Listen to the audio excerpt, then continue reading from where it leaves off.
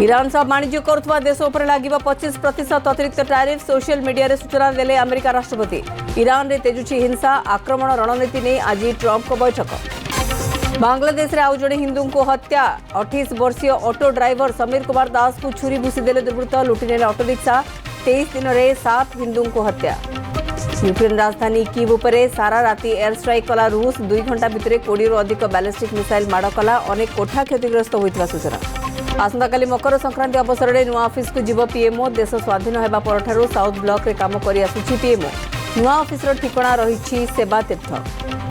पटामुंडाई पूर्व शत्रुता को केन्द्र कर एसिड माड़। बाछरा गाँव रवींद्र साहू गुरुतर अवस्था कटक मुख्य चिकित्सालय स्थानांतर।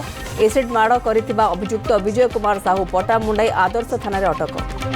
खसला पारद आज सकाळ 5:30 10 डिग्री सहित झारसुगुड़ा सबुठु ठंडा। भुवनेश्वर में 14 डिग्री। मकर में बेसी थराइब। आकाशरू मेघ हटिबा परे कमिछि तापमात्रा। 18 जाए प्रबल शीत।